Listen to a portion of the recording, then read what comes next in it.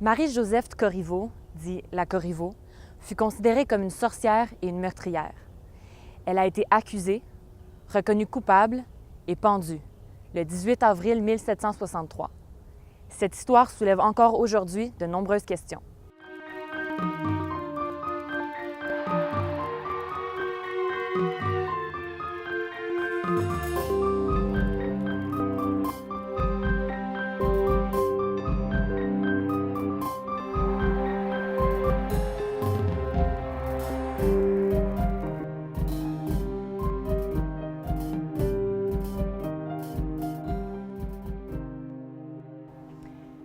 Marie-Joseph Corriveau, c'était une femme très normale là, qui habitait à Saint-Vallier. Ça se trouvait sur la côte du Sud qu'on appelle. C'était à environ trentaine, quarantaine de minutes d'ici. C'était une femme qui vivait sur une ferme, qui était mariée en seconde noces, qui avait 3 enfants, et qui lui est arrivé quelque chose de particulier pour l'époque. Elle a été prise dans aujourd'hui on dirait un fait divers, hein? On a retrouvé son mari mort dans l'étable et autour de cette affaire-là, on a découvert que c'était probablement un meurtre. Il y a eu un procès. Dans un premier temps, c'est son père qui a été accusé. Ensuite, son père, lorsqu'il a été jugé coupable et a reçu sa sentence, il a dit qu'il voulait déclarer quelque chose et il a déclaré à ce moment-là que c'était sa fille qui était la coupable. À ce moment-là, ça a entraîné un second procès pour sa fille, Marie-Joseph, et elle a donc avoué. Il n'y a pas eu, comme dans le cas de son père, une grande enquête sur la situation. Elle a avoué. Donc, son procès, ça tient sur un petit paragraphe, là. Et donc, elle avoue qu'elle a tué son mari sans l'aide de personne. Et puis, suite à ça, elle est donc condamnée à mort par pendaison à Québec sur les Buttes-à-Neveu. Ça se trouve aujourd'hui, le secteur un peu de la colline parlementaire, le début des plaines d'Abraham. Et ce qui est assez extraordinaire dans cette affaire-là, c'est que suite à ça, il y a quelque chose de plus, une autre sentence par-dessus, c'est celle d'être exposé, que son corps, son cadavre soit exposé à l'intérieur d'une cage. Sur la rive sud, à l'époque, on disait Pointe-Lévis, aujourd'hui c'est Lauson. Et donc son corps a été exposé pendant une quarantaine de jours dans ce secteur-ci. Et c'est ça qui a comme impacté beaucoup les gens de l'époque. C'était une pratique qui n'était vraiment pas connue ici. Et donc les gens, beaucoup ont été très choqués par cette affaire-là. C'est assez long comme processus. Ça a commencé en 2013. Nous, à la Société d'histoire régionale de Lévis, on avait commencé, on peut dire, le contact la Société d'histoire seule avec le Peabody.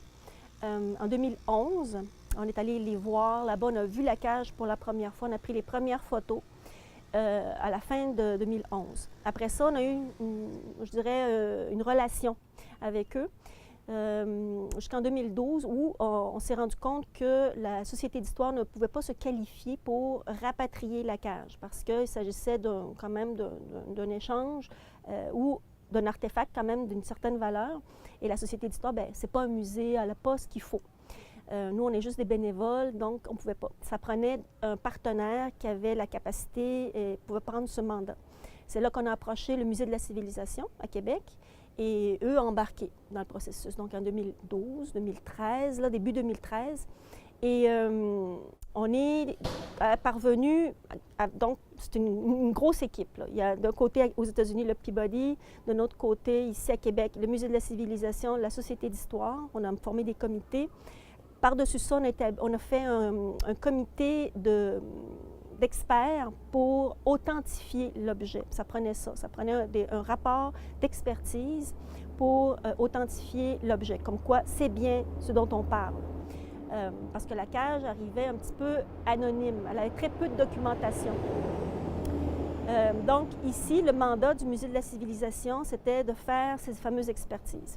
Donc cela s'est fait cette année Nous, à la Société d'histoire, en 2013, on était au 250e anniversaire de la pendaison de Marie-Joseph. Donc, on a consacré beaucoup d'énergie pour faire des expositions, 2 expositions dans l'année, pour montrer la cage et faire parler de la trouvaille et aussi commémorer le décès de Marie-Joseph.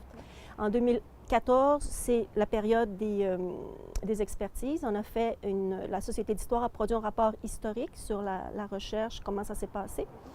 Il y a eu un rapport physico-chimique produit par un expert et il y a eu un rapport fait par sur la facture, on va dire, tu sais, sur le volet forge, hein, l'objet, comment il a été fait, tous les petits détails qu'on peut voir dessus qui peuvent parler. Fait qu'il y a eu donc 3 rapports qui ont été faits ici au Québec. Et ces rapports ont été transmis, les résultats ont été transmis aux gens du Peabody, qui, eux, doivent donc se rencontrer, regardent ça, et on soumet une demande de cession, comme un don, qui voudrait... Donc ça, c'est le musée qui fait ça. Demande qu'on leur redonne l'objet parce qu'il s'agit de l'objet qu'on pense que c'est. Donc, la cage de la Corriveau, un objet culturel important pour le Québec. Et donc, c'est une demande officielle qui se fait comme ça, là. Ça prend pas mal de temps. Et on est rendu maintenant à la décision finale là, de tout ça. On attend une réponse d'ici peut-être 2-3 mois.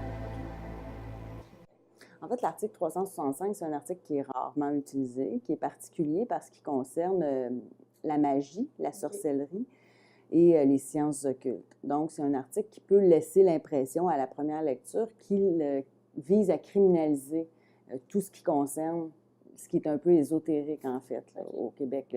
Par exemple, lire La Bonne Aventure. Par contre, c'est un article qui se trouve dans la section du Code criminel sur la fraude, le faux, l'escroquerie. Et l'article exige que le comportement du contrevenant soit fait frauduleusement.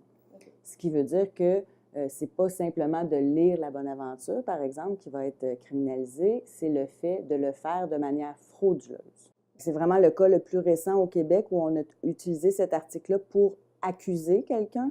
Je ne connais pas les faits. Là. Ce que j'en sais, c'est ce que j'ai lu dans les journaux et dans le dossier, dans le plumitif. Là, le plumitif criminel, qui est un peu les procès-verbaux de tout ce qui s'est passé dans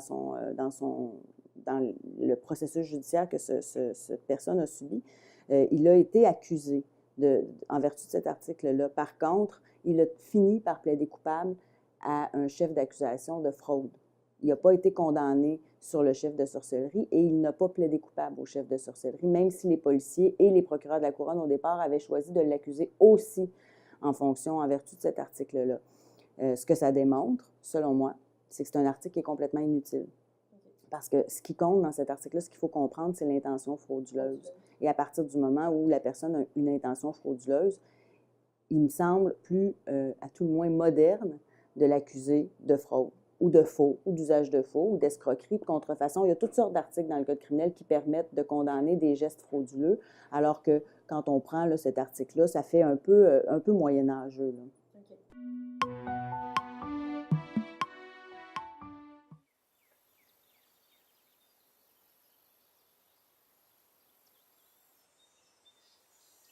Si cette histoire mystérieuse vous intrigue, vous pouvez consulter les liens suivants pour en apprendre davantage.